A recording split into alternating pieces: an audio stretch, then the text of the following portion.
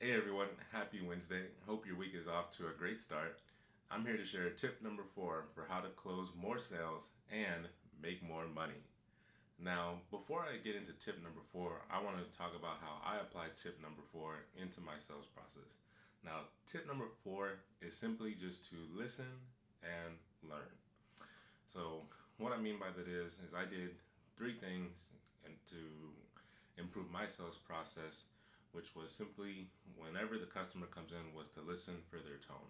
So, if you're in a similar environment like I am with retail sales, not only are you going to be expected to help customers and also to try to upsell them, you're also going to help them with any of their problems. So I've had to help with bill issues, with escalations, all kinds of situations that literally had nothing to do with selling. So obviously you can see why that would be frustrating for a salesperson. Nonetheless, that was at the end of the day my job, so I made sure to always listen for their tone. Sometimes it wouldn't even necessarily that they were upset with what was going on with their bill or anything with the company at all. Sometimes it's that they're upset with stuff that's going on outside in their own personal life. And you always want to kind of be aware of that stuff so that way you can be empathetic and you can just kind of listen for them so you can deal with whatever is kind of going on as much as possible so you can move on to your actual sales process. In the last video, I talked about the ARC model, which was simply ask, recommend, close. So not only was I asking qualifying questions to learn about my customer, but I was also asking personal questions to find common ground with my customer. All customers want to feel like they have something in common with the people that they're getting helped by. So the more that you can build that relationship, the better. In terms of qualifying my customer, my favorite question by far was simply to say, hey, what do you have planned for this weekend? Or how was your weekend? By asking that one question, I was able to turn one question and organically into at least three more other questions. So now I'm learning about your family, I'm learning about your work, and I'm also learning about the things that you like to do. So by finding all that, I can find opportunities to either sell you another voice line, sell you a mobile internet product such as a tablet or a watch, or upsell you on any accessories that we may have.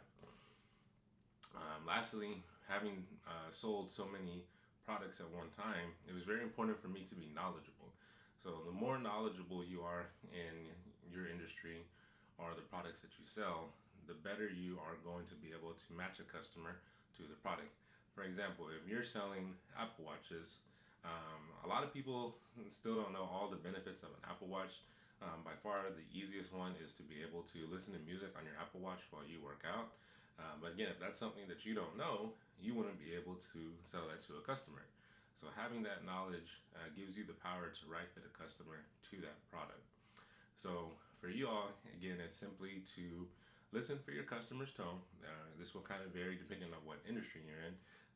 If you're trying to show a house and your customer is coming in or your client is coming in upset, maybe they're distracted with work, maybe they're distracted, what's going on in their personal life, your showing is not going to be as impactful if your client is distracted.